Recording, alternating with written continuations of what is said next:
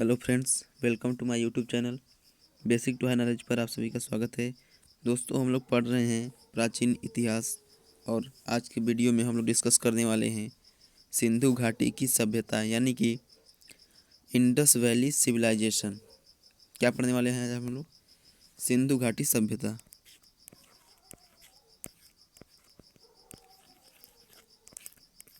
सिंधु घाटी सभ्यता, ठीक। और देखिए, इस सिंधु घाटी सभ्यता को आमतौर पर हड़प्पा सभ्यता भी कहा जाता है।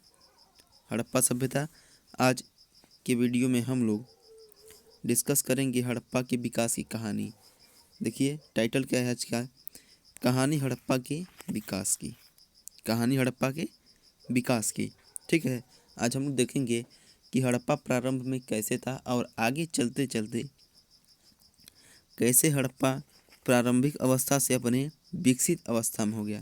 धीरे धीरे हड़प्पा क्या हुआ? विकास के दौर पे चला और आगे विकसित होते होते वह एक समृद्ध शहर बन गया हड़प्पा, ठीक है। बेसिकली इसके कई नाम हैं। मुख्यतः क्या है तो हड़प्पा संस्कृति या फिर इंडस वैली सिविलाइजेशन यानी कि सिंधु घाटी सभ्यता। इसका एक और नाम बताया जाता है सरस्वती घाटी सभ्यता या फिर सिंधु सरस्वती घाटी सभ्यता। यही सब बेसिकली कुछ नाम हैं, ठीक है। और देखिए, आज के वीडियो में हम लोग देखेंगे, वैसे आपको बता दें कि हड़प्पा से संबंधित 2 या 3 वीडियो होगा। हड़प्पा से संबंधित 2 से 3 वीडियो हो सकता है, 4 भी हो सकता है, ठीक है। पूरा डिटेल में हम लोग डिस्कस करने वाले हैं हड़प्पा सभ्यता के बारे में। और चलिए आगे बढ़ते हैं। एक मिनट, खाली स्लाइड नहीं है यहाँ पे।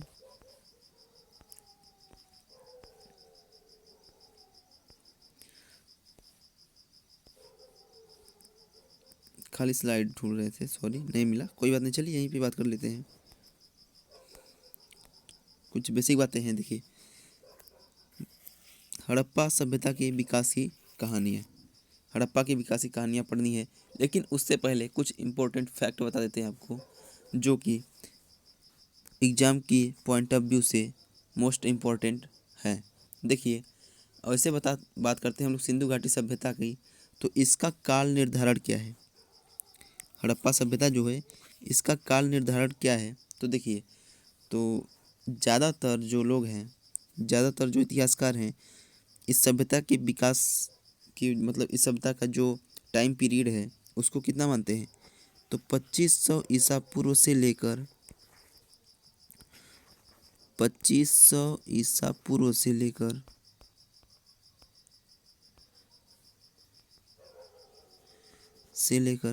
1750 तक, 1750 बीसी तक यही मानते हैं। ज़्यादातर लोग यही मानते हैं। क्या मानते हैं? 2500 ईसा पूर्व से लेकर 1750 ईसा पूर्व तक ही यह जो सभ्यता है क्या है, अपने परिपक्व चरण में यानी कि अपने विकसित अवस्था में थी यह सभ्यता। और कुछ लोग में एक नाम आता है डॉक्टर राजबली पांडे। क्या नाम है उनका? डॉक्टर राजबली पांडे, ठीक है। तो देखिए, इन्होंने कब माना है?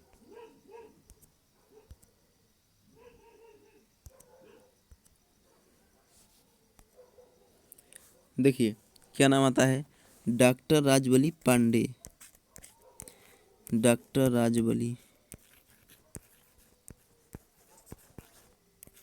पांडे ये कब से कब तक मानते हैं? तो ये आपको बता देते हैं कि ये जो मानते हैं 4000 ईसा पूर्व से भी पहले का बताते हैं। ये कब का बताते हैं? 4000 ईसा पूर्व से भी प्राचीन है हड़प्पा सभ्यता, ऐसा बताते हैं डॉक्टर राजबली पांडे, ठीक है।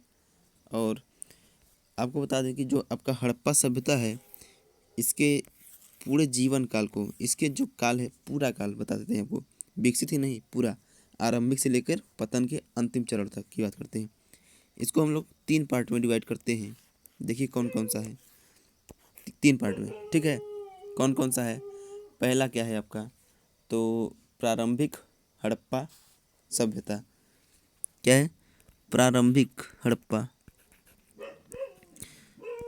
प्रारंभिक हड़प्पा और एक तो है आपका विकसित, क्या है, विकसित या फिर परिपक्व आप बोल सकते हैं, विकसित या परिपक्व बोल सकते हैं, परिपक्व हड़प्पा। और एक क्या कौन सा है, एक है आपका पतन के पश्चात का हड़प्पा सभ्यता या फिर उत्तर हड़प्पा,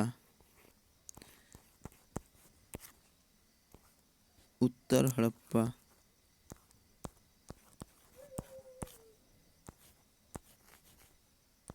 ठीक, उत्तर हड़प्पा। अब देखिए इसका समय काल कब से कब तक माना जाता है। बेसिकली प्रारंभिक हड़प्पा की बात करते हैं। जो प्रारंभिक हड़प्पा है आपका, तो मुख्यतः 3200 से लेकर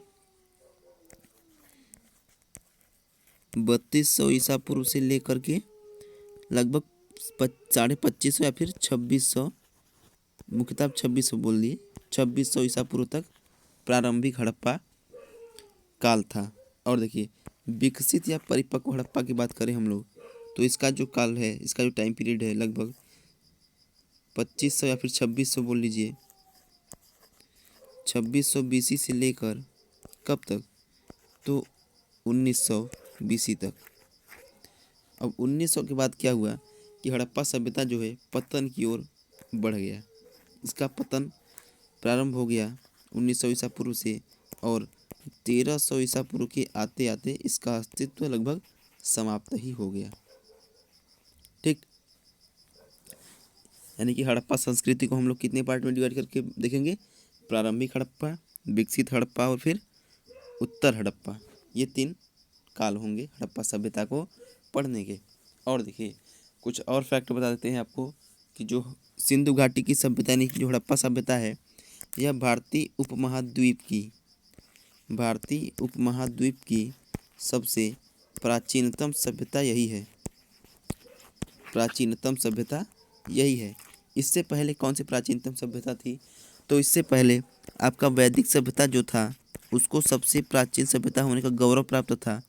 फिर जब इस सभ्यता की खोज हुई तब भारत का जो प्राचीनतम सभ्यता है, भारत की जो संस्कृति है, उसका जो डेट था लगभग 1000 साल क्या हुआ और पीछे चला गया। ठीक, यानी कि जहाँ वैदिक सभ्यता 1500 बीसी से मान्य थी, वहीं हड़प्पा सभ्यता का क्या हुआ 2500 बीसी से मान्य है। तो इसका मतलब क्या हुआ, 1000 साल पीछे और गए ना। ठीक, और देखिए सिंधु घाटी सभ्यता जो थी, इसके जो अवशेष थे, सिंधु घाटी की सभ्यता के अवशेष की बात करें हम लोग,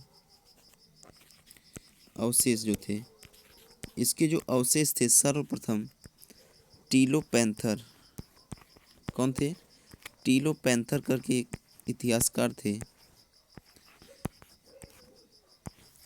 इन्होंने प्राप्त किया था हड़प्पा सभ्यता के अवशेष। ठीक है, और देखिए अब आगे बात करते हैं हम लोग। अब देखिए जब हड़प्पा सभ्यता की विकास की कहानियाँ हम लोग पढ़ेंगे, यानी कि कहानी हड़प्पा सभ्यता की जब कहानी की बात करेंगे, तो इसमें देखिए हम लोग कौन कौन से पॉइंट पे डिस्कस करना है और कौन कौन सी बातें हम लोगों को अच्छे से देखनी है।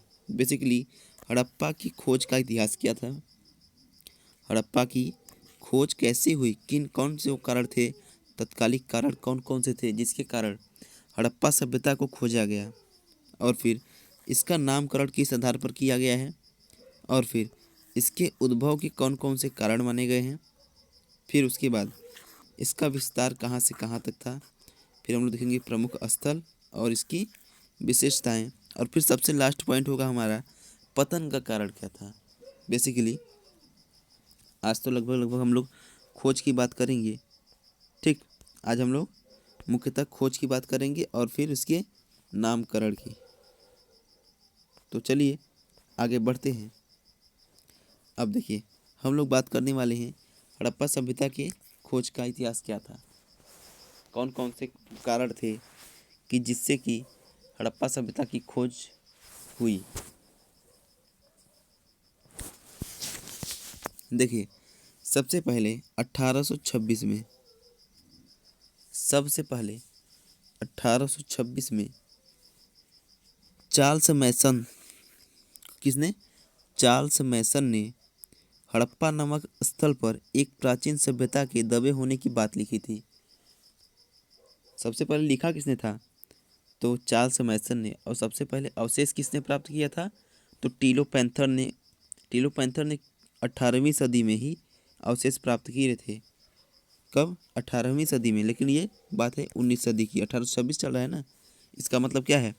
19 सदी है। 19वीं सदी में चार्ल्स मैसन ने लिखी थी हड़प्पा सभ्यता के बारे में कुछ कुछ। उन्होंने लिखा था कि यहाँ पर एक प्राचीनतम सभ्यता दबी है, ऐसा उन्होंने बात लिखा था। ठीक। और देखिए, इस समय चार्ल्स मैसन की बात पर किसी ने ज़्यादा ध्यान नहीं दिया और फिर क्या हुआ? देखिए, आगे बात करते हैं 1856, सॉरी, देखिए बात करते हैं हम लोग 1856 की। तो इस काल में ऐसा क्या हुआ?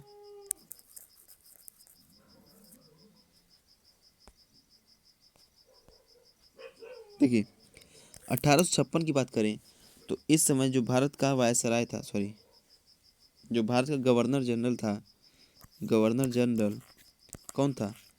लॉर्ड डलहौजी। 1856 में लॉर्ड डलहौजी ही था, सॉरी 1853 में था। और फिर जब 1853 का काल था लॉर्ड डलहौजी का, तो इसी समय भारत में क्या हो रहा था? रेल बिछाई जा रही थी। रेल लाइन जो थी, यानी भारतीय जो रेलवे है, उसका क्या होता रहा था? विकास प्रारंभ हो गया था। 1853 में ही भारत में पहली रेल भी चली थी। कहाँ पे? तो आपको बता देते हैं कि सर्वप्रथम भारत में रेल थी मुंबई से थाने के बीच में चली थी। कहाँ से कहाँ तक? मुंबई से थाने के बीच में रेल चली थी 1853 में ही। और फिर बात करें अगर आगे, तो 1856 में जो बात है, इस समय रेलवे ट्रैक कहाँ बिछाया जा रहा था? लाहौर से कराची के बीच में।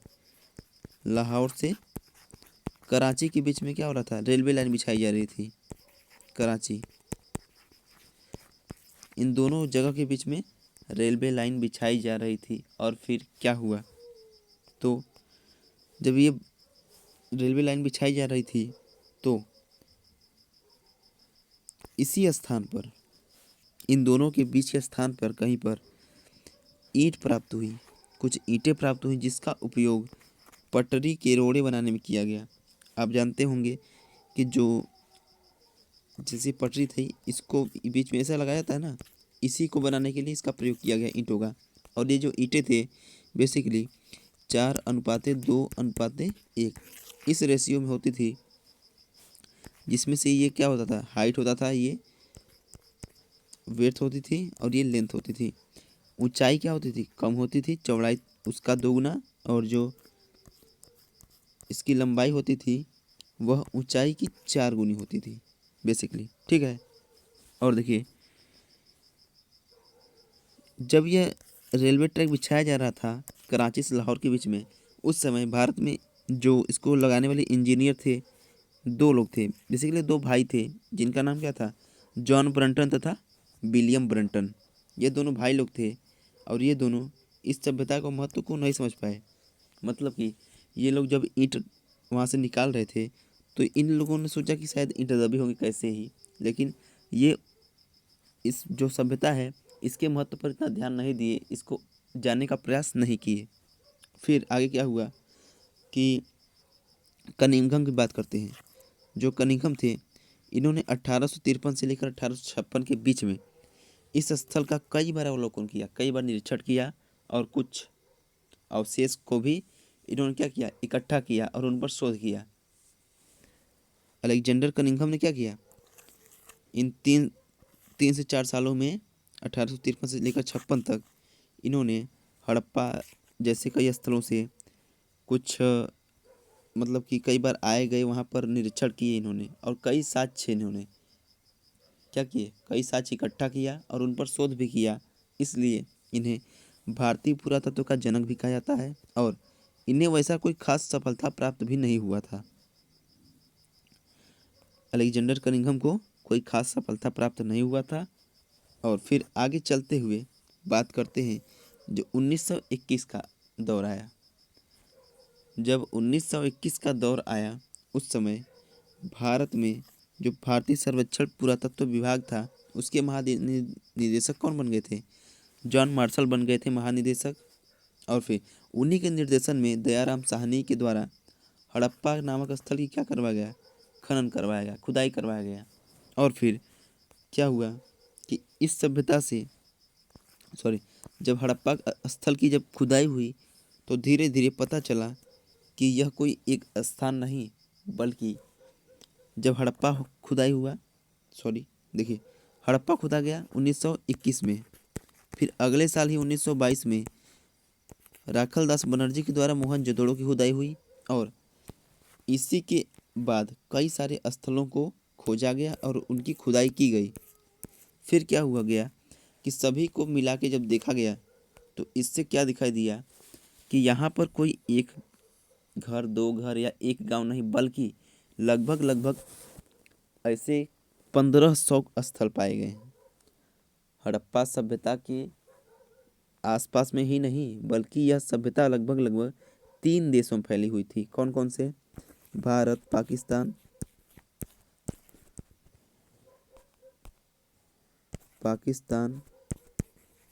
फिर अफगानिस्तान। ये 3 देशों के बीच में यह सभ्यता फैली हुई थी उस समय, ठीक है। और देखिए बात करते हैं आगे कि क्या हुआ, और आपको पुरातत्व के विकास की बात करते हैं थोड़ा सा। लेकिन उससे पहले जब भारत में ट्रेन कब चला था? 1853 में पहली बार ट्रेन चली थी। तो पहली ट्रेन का नाम क्या था? Black beauty. क्या नाम था? Black beauty. जो कहाँ से कहाँ तक चली थी? तो मुंबई से ठाणे के बीच में चली थी। इसका नाम था ब्लैक ब्यूटी।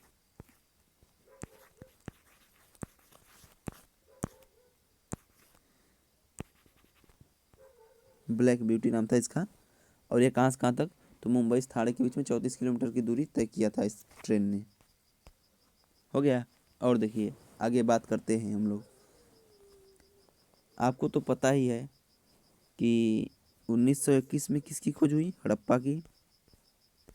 और फिर 1922 में मोहनजोदड़ो की खोज हो गई, ठीक।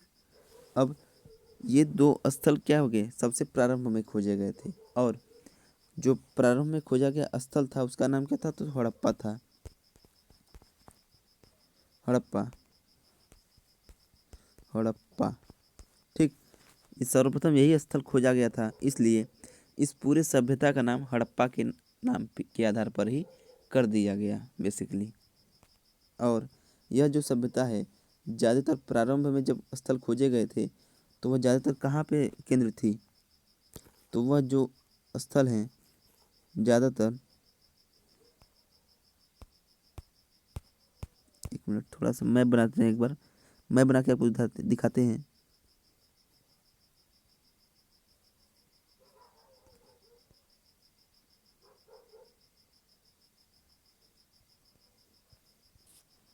देखिए ये मान लीजिए इंडिया का पश्चिमी भाग है, ठीक। फिर देखिए मान लीजिए यहाँ पे आपकी सिंधु नदी आ रही है इस तरीके से, ये आपकी सिंधु नदी है। तो प्रारंभ में जब खुदाई हुई तो ज़्यादातर एरिया कहाँ पे पाए गए? ज़्यादातर एरिया ये सिंधु नदी है, ये सिंधु नदी के आसपास और इसकी सहायक नदियाँ जो थी उनके आसपास केंद्रित पाए गए। इसलिए प्रारंभ में इसे सिंधु घाटी सभ्यता कहा गया। और फिर खुदाई होते होते आगे कई स्थल पाए गए जो कि अफगानिस्तान तक और भारत में तो लगभग काफ़ी दूर तक पाए गए, गुजरात तक, महाराष्ट्र तक पाया गया। इस कारण से इस सभ्यता का नाम पहले खोजे गए स्थल हड़प्पा के नाम के आधार पर कर दिया गया। और फिर इसमें से ज़्यादातर जो स्थल थे, लगभग 1100 स्थल सिंधु नदी तथा गंगा नदी, ये जो गंगा नदी है लगभग यहाँ से चली जाती है, ठीक, इनके बीच में ही लगभग 1100 स्थल पाए गए, जो कि एक पूर्ववर्ती नदी सरस्वती नदी के जल क्षेत्र में आते थे। सरस्वती नदी वर्तमान में विलुप्त हो गई है, लेकिन वह सरस्वती नदी जो है पूर्ववर्ती नदी है, पहले बहती थी, अब नहीं बहती है। उसके जल क्षेत्र में, यानी कि उसका जो सिंचित क्षेत्र था उसमें पाई गई, इसलिए इस संस्कृति को सरस्वती सिंधु संस्कृति भी कहा जाता है। ठीक है। और देखिए अब आगे हम लोग बात करते हैं कि सिंधु घाटी की सभ्यता का नामकरण भी मैंने बता दिया आपको कि सिंधु घाटी की सभ्यता क्यों कहा गया, क्योंकि प्रारंभ में जब खोजा गया उस आधार पर ज़्यादातर स्थल कहाँ मिले, सिंधु नदी और उसकी सहायक नदियों के ही आसपास मिले थे। फिर बाद में क्या हुआ कि सरस्वती नदी का जो जल क्षेत्र था उसमें ज़्यादातर भाग पाए गए, क्योंकि एक तो सिंधु नदी और गंगा नदी के बीच का एरिया जो था किसका था, सरस्वती नदी का था। तो बाद में इसको क्या कहा गया, सिंधु सरस्वती सभ्यता कहा गया। और फिर आगे चलकर जब ये दोनों नाम सटीक नहीं हुआ तो बाद में इसको हड़प्पा सभ्यता कर दिया गया, क्योंकि ज़्यादातर इतिहास में नामकरण उसी स्थल के आधार पर किया जाता है जहाँ से सर्वप्रथम खोज किया जाता है। अब देखिए हम लोग बात करते हैं हड़प्पा संस्कृति के उद्भव के कौन कौन से कारण थे। उद्भव के कारण देखते हैं और फिर बात करेंगे उद्भव कारण की।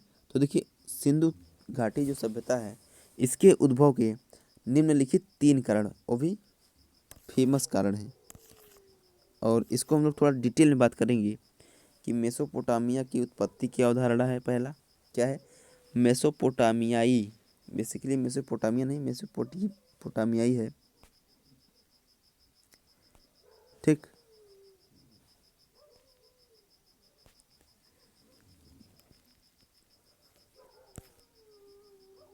मेसोपोटामियाई है।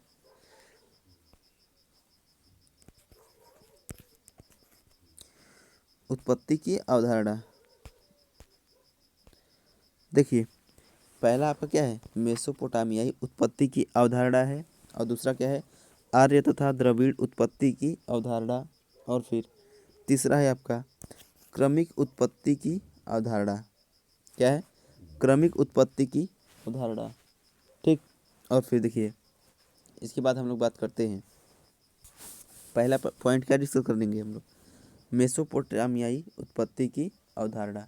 वैसे आपको बता दें कि विश्व की सबसे प्राचीन सभ्यता कौन सी है, मेसोपोटामिया की सभ्यता। मेसोपोटामिया की सभ्यता जो है विश्व में सबसे प्राचीनतम सभ्यता मानी जाती है। और फिर आपको बता दें कि जो मेसोपोटामिया की सभ्यता है इसमें कुल 4 सभ्यताएं हैं। कितनी सभ्यताएं हैं, तो 4 सभ्यताएं हैं इसमें। पहला क्या है, सुमेरिया। एक मिनट खाली स्लाइड ले लेते हैं हम लोग, मेसोपोटामिया की बात करते हैं अभी।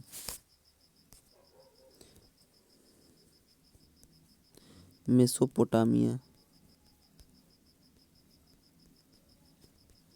की सभ्यता, इसके कितने पार्ट हैं, तो 4 पार्ट हैं। कितने पार्ट हैं, 4 हैं। देखिए कौन कौन सा, पहला आपका क्या है, पहला जो है सुमेरिया है।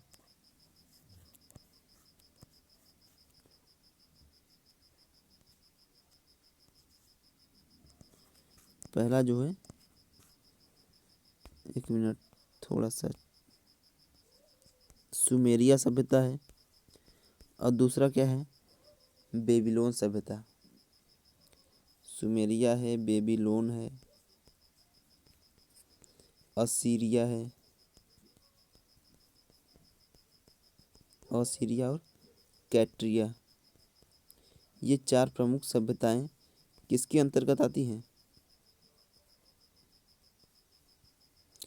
ये जो 4 प्रमुख सभ्यताएं हैं ये सभी की सभी सभ्यताएं मेसोपोटामिया की सभ्यता में आती है। और ये मेसोपोटामिया जो सभ्यता है बेसिकली इराक में विकसित हुई थी। और फिर आपको बता देते हैं कि इन सब में से जो आपका सुमेरियन सभ्यता है यहाँ पर सर्वप्रथम लेखन कला का विकास हुआ था। जो सुमेरियन सभ्यता है, यहाँ पर क्या विकास हुआ था? लेखन कला और लिपियों का विकास यहीं पर हुआ। लेखन कला और फिर आपको बता दें, यह शहरी सभ्यता भी थी। क्या थी यह? एक शहरी सभ्यता भी थी। और बेबीलोनिया जो सभ्यता थी, यहाँ पर बात करें तो सिकंदर, आप जानते हैं, सिकंदर जब भारत से वापस लौटा तो वह बेबीलोन चला गया था। कहाँ चला गया था? बेबीलोन। और यहीं पर सिकंदर की मृत्यु भी हो गई थी। और सिकंदर की मृत्यु जहाँ जिस स्थान पर हुआ था, उस स्थान का नाम सिकंदर के घोड़े बुके फराल के नाम पर रख दिया गया। ठीक है, अब चलिए आगे चलते हैं। उससे पहले देखिए, अभी हम लोगों ने आपको बताया कि मेसोपोटामिया जो थी विश्व की सबसे प्राचीन सभ्यता थी। आप जानते हैं मेसोपोटामिया क्या थी? विश्व की सबसे प्राचीनतम सभ्यता थी मेसोपोटामिया। और फिर इसी आधार पर आगे बढ़ते हुए हम लोग कहाँ पे आए थे? सिंधु घाटी सभ्यता के उत्पत्ति के कारण पे, जिसमें से पहला हमारा क्या हेडिंग था? मेसोपोटामियाई उत्पत्ति की अवधारणा। थोड़ा इसको आपको डिटेल्स बताते हैं।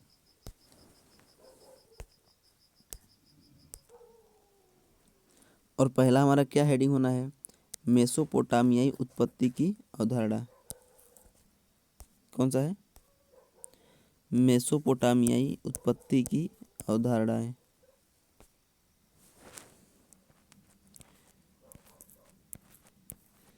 मेसोपोटामिया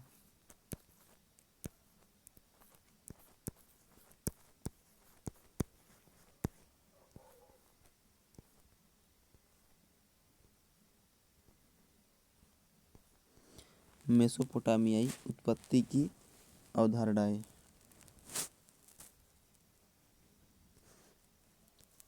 ठीक, देखिए इसकी प्रमुख विशेषताएं क्या है, इसकी बात करते हैं कि इसके समर्थन में कौन कौन से इतिहासकार आते हैं।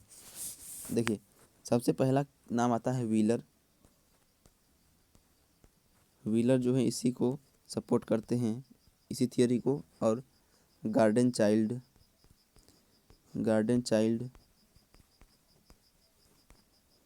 और कौन सा नाम आता है?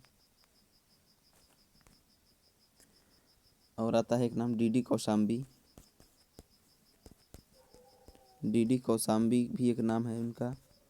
और फिर क्रेमर महोदय भी इसके समर्थक में ही आते हैं।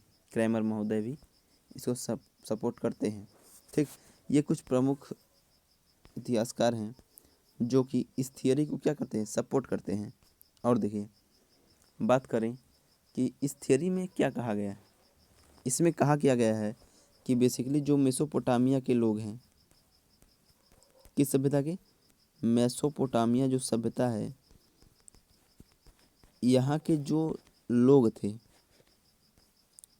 यानी कि जो मेसोपोटामियाई जनता थी। कौन सी जनता? मेसोपोटामियाई जनता थी। उनके द्वारा सिंधु घाटी की ओर, कहाँ पर? सिंधु घाटी की ओर जनसंख्या का प्रवास किया गया।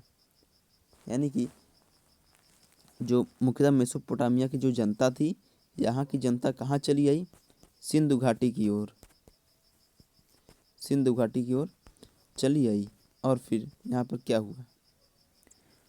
तो इनके यहाँ आने से यहाँ की अनुकूल परिस्थितियों के हिसाब से अपने आप में इन्होंने क्या किया? बदलाव लाया। मेसोपोटामिया की जो जनता यहाँ पर आई थी, उन्होंने क्या किया? अपने आप में यहाँ की परिस्थितियों के हिसाब से बदलाव किया। और फिर वह एक नए समाज के विकास की कारण बनी। यानी कि उनका यह बदलाव एक नए समाज की ओर चल पड़ी। ठीक, तो इससे क्या, कौन सी सभ्यता का विकास हुआ? सिंधु घाटी की सभ्यता का विकास हुआ। किस थियोरी के अनुसार? मेसोपोटामियाई उत्पत्ति की अवधारणा के अनुसार। ठीक, यह क्या है? अवधारणा है, थियोरी नहीं। और फिर आगे बात करते हैं कि इसमें ऐसा क्या क्या, क्योंकि ये जो बात है, ये थियोरी है, इसके कुछ साक्ष्य भी दिए हुए होंगे। देखिए वो साक्ष्य कौन कौन से थे जिसके आधार पर ये सब बात कही गई। तो बात करते हैं कि आखिर कौन कौन सी समानताएं हैं जो कि मेसोपोटामिया की सभ्यता और सिंधु घाटी की सभ्यता से मैच करती हुई प्रतीत होती है। वैसे वीडियो तो लंबा हो रहा है, लेकिन इसको हम लोग क्लियर करके ही वीडियो को पॉज करेंगे, मतलब समाप्त करेंगे। ठीक है, देखिए समानता की बात करते हैं तो आप जानते हैं कि मैंने बताया कि जो सुमेरियन सभ्यता थी वहाँ पर लिपि का आविष्कार हुआ था, और यानी कि वहाँ पर लिपि का प्रयोग था, आप जानते हैं। और फिर सिंधु घाटी में भी क्या था, लिपि का प्रयोग था। एक मिनट, ऐसे शायद नहीं, अच्छा नहीं है। देखिए ऐसे हम कर लेते हैं और ऐसे कर लेते हैं। ये मान लीजिए मेसोपोटामिया है और ये सिंधु है। ठीक, ये मेसोपोटामिया, ये सिंधु हो गया। देखिए लिपि की अब बात करें, दोनों की जगह पे क्या थी, लिपि थी। और फिर बात करें हम लोग नगरी सभ्यता की बात करें, कैसी सभ्यता कैसी थी।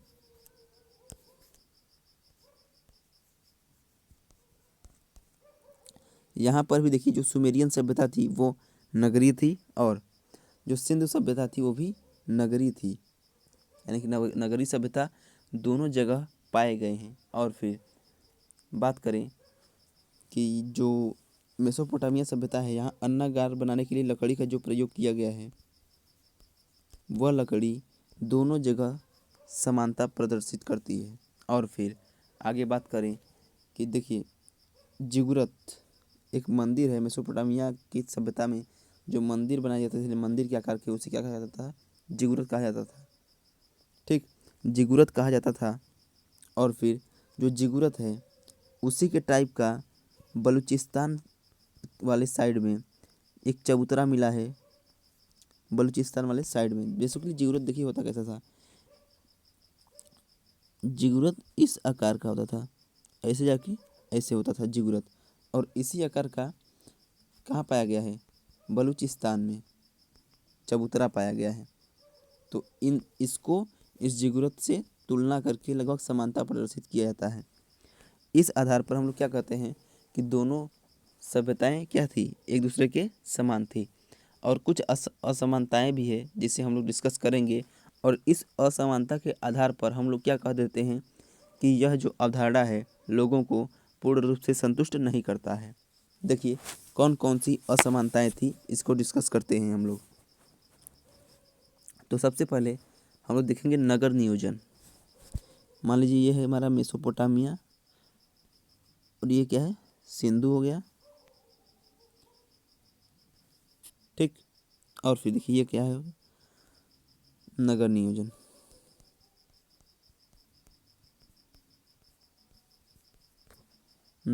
देखिए अगर नगर नियोजन की बात करें तो जो हड़प्पा सभ्यता यानी सिंधु घाटी की जो सभ्यता है, इसका नगर नियोजन क्या है, उन्नत किस्म का था। इसका नगर नियोजन उन्नत किस्म का था।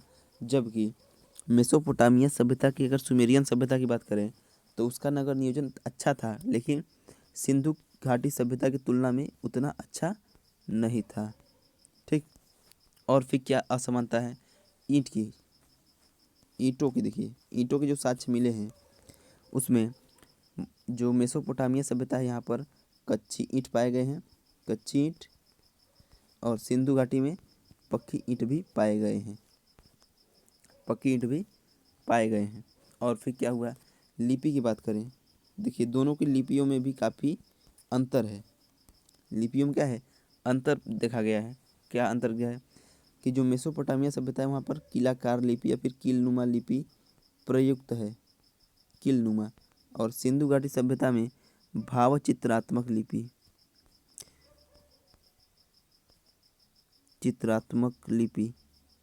कौन सी लिपि, भावचित्रात्मक लिपि का प्रयोग कहाँ पर हुआ है, सिंधु घाटी की सभ्यता में, भावचित्रात्मक लिपि का। और फिर आगे डिस्कस कुछ करते हैं तो आपको बता दें कि मोहर की बात करें, मोहर,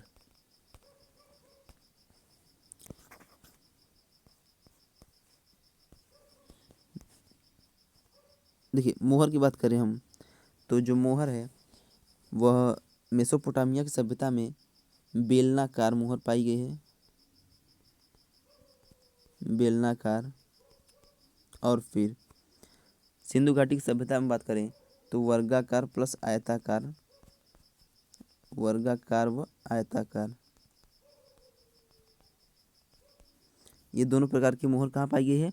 सिंधु घाटी की सभ्यता में पाई गई है। इस आधार पर इतने अंतर हैं इन दोनों सभ्यताओं में, इस आधार पर हम लोग क्या कहते हैं कि जो यह सभ्यता है, यह जो अवधारणा है, इस पूरी बात को संतुष्ट नहीं करती है। इस आधार पर हम लोग कहते हैं कि यह जो अवधारणा है लगभग असत्य के बराबर है, यानी कि यह कारण सही नहीं है।